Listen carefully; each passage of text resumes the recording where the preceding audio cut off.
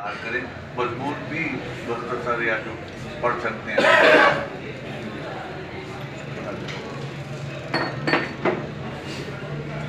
शुक्रिया सदर महफिल। मैं सेक्रेटरी साहब का भी और जॉइंट सेक्रेटरी साहब का भी मशकूर हूँ कि उन्होंने मौका दिया इस बात का कि मैं इतने अहम मौजू पर, इतनी अहम शख्सियत पर लबकुशाई कर सकूँ। जैसे उन्वान से ही बहुत सारी चीज़ वाज़ेह हो जाती है और बहुत बड़ी बात एक सामने आती है, इकबाल और असरे हाज़िर। मैं ख्याल करता हूँ कि आज से अगर 10 साल पहले भी यही अनवान रखा जाता तो तब भी इकबाल उसी दौर का शायर, उससे 10 साल पहले भी रखा जाता तो तब भी यही, शायद आने वाले 20, 25, 30, 50 साल के बाद भी अगर यही उन्वान रखा जाएगा तो तब भी इतना ही तरोताज़ा और इतना ही बरमहल होगा जितना आज है। इकबाल की शायरी या इकबाल को सिर्फ मखसूस कर देना एक दायरे में कि वो सिर्फ शायर थे, बतौर मुफक्कर, बतौर मुफस्सर, बतौर शायर, एक इन्वर्टेड कॉमास में एक जगह पे एक तहरीर मुझे मिली कि जिंदगी मफहूम से लबरेज तर है और मैं उस मफहूम के आखिर तक पहुंचना चाहता हूं। बाखुदा मैं ये समझता हूं कि इकबाल की ये वाली जो बात है, ये जो फलसफा है, इसका शायद किसी भी जगह पे क्लाइमेक्स मुमकिन नहीं।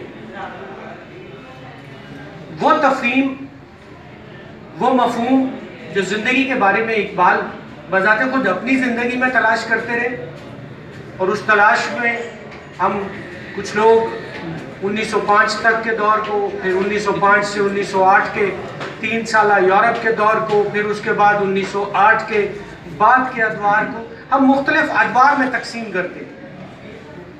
मैं ख्याल करता हूँ इकबाल एक ऐसी शख्सियत, एक ऐसे रहनुमा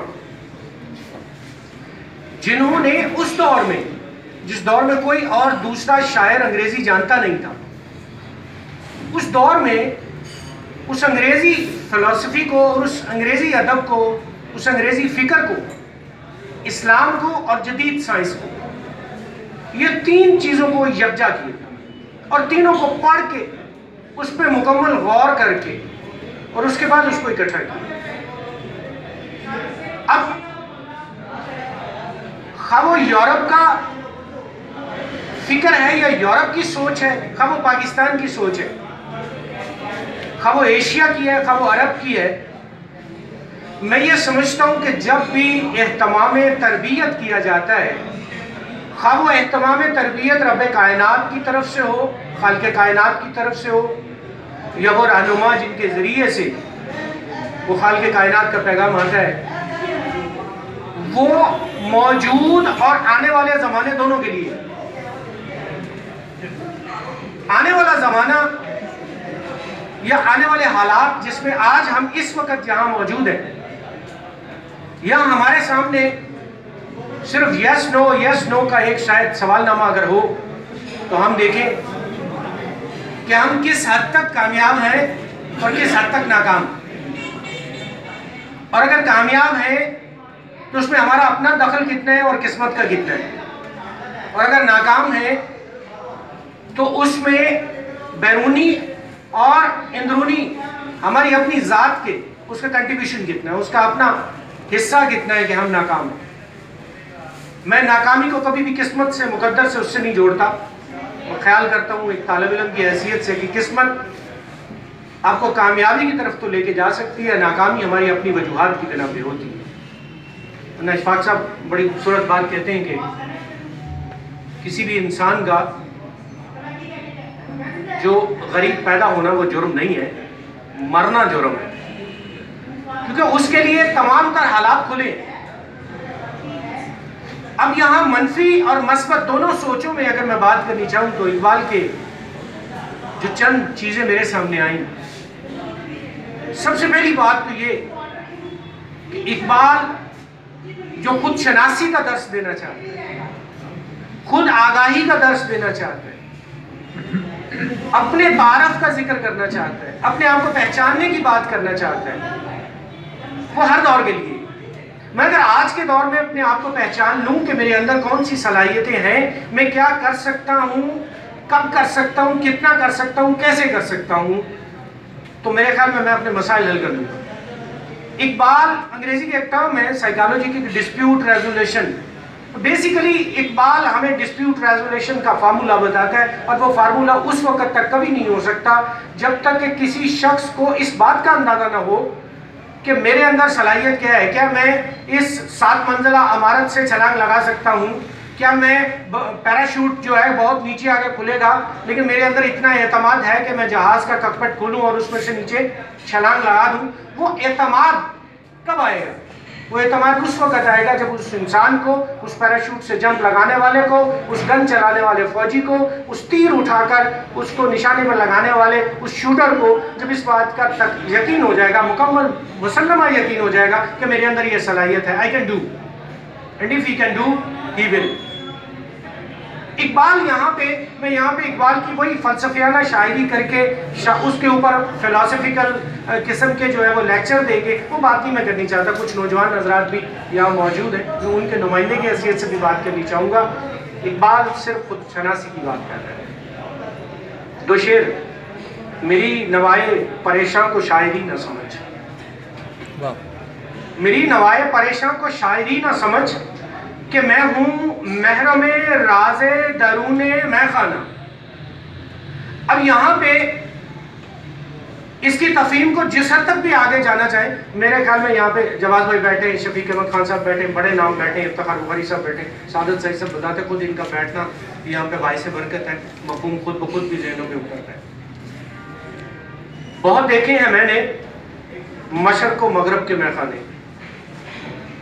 بہت دیکھے ہیں میں نے مشرق و مغرب کے میخانے، یہاں ساقی نہیں پیدا وہاں بے ذوق ہے صاحبہ. واہ واہ. اب یہ اس مفہوم کے اگلے دوسرے مصرے کے پہلا حصہ جس میں انہوں نے ہمارے مسئلے کا حل بتایا ہے، اور واقعتاً درست ہے. وہ قوم زندگی میں کبھی ترقی نہیں کر سکتی جو کسی نجات دہندہ کا انتظار کرتی ہے. نجات ہمارے اپنے اندر سے نکلتی ہے، نجات دہندہ ہمیں اپنے اندر سے بننا ہے. اقبال یہاں پہ وہی کہتا ہے کہ اپنے آپ کو پہچان اور پھر اس کے بعد آگے چل، اور دیکھ تیرا ماخذ کیا ہے، تو آیا کہاں سے ہے. معذرت کے ساتھ عارضی دنیا، فانی انسان، عارضی انسان، ہم ان اصطلاحوں کی وجہ سے شکست کھا گئے. ورنہ میرے رب کائنات نے تو 3000 سال لگا کے یہ کائنات بنائی تھی، اور کہا تھا کہ میں نے اس کو بڑی آسانی تقویم سے اس انسان کو بنایا اور پھر اس کے لیے کائنات کو مسخر کیا. کیا اس لیے کہ وہ آئے 50 سال گزارے اور پھر محسوس کرتا رہے کہ مجھے کرنا کیا ہے، اور بالکل آخر پہ جا کے زندگی گزار کے بیکار چلا جائے؟ نہیں، ہرگز نہیں. مجھے موقع ملا رب کائنات کے خاص عطا سے، اور اقبال صاحب کے ساتھ جو محبت ہے اس کے تو خیر چند اشعار عطا ہوئے، وہ اشعار پیش کر کے اجازت چاہوں گا. اے ممکن تھا غلامی کا نہ عنصر ہوتا. جواز بھائی شعر دیکھیے گا کہ اے ممکن تھا غلامی کا نہ عنصر ہوتا، گر میسر ہمیں اقبال سا راہبر ہوتا. واہ واہ واہ. اور ہم بھی پھر پیر طریقت کے خلیفہ ہوتے. واہ واہ واہ. ہم بھی پھر پیر طریقت کے خلیفہ ہوتے، اپنے شعروں میں جو اقبال سا جوہر ہوتا. مجھ سے سلجھی ہی نہیں عشق کی گتھی ورنہ، مجھ سے سلجھی ہی نہیں عشق کی گتھی ورنہ، فکر اقبال کا دنیا میں پیمبر ہوتا. واہ واہ واہ. اور گر سمجھ پاتا میں اقبال کا نقطہ صاحب، گر سمجھ پاتا میں اقبال کا نقطہ صاحب، میری آزادی کا امکان برابر ہوتا. اور آشیہ بندی میں مصروف نہ ہوتا گر میں، تو عقابوں کی طرح مثل کلندر ہوتا. تجھ پہ کھل سکتے تھے اسرار امامت دانش، تجھ پہ کھل سکتے تھے اسرار امامت دانش، گر تدبر کا تیرے پاس بھی جوہر ہوتا. میں اپنے محاسبے کا، اپنے احتساب کا آغاز کر کے جا رہا ہوں، اس دعا کے ساتھ اور اس درخواست کے ساتھ کہ ہم یس اور نو کا سوال نامہ ضرور فل کریں. ہم کامیاب ہیں تو کس کی وجہ سے، ناکام ہیں تو کس کی وجہ سے. بہت شکریہ. واہ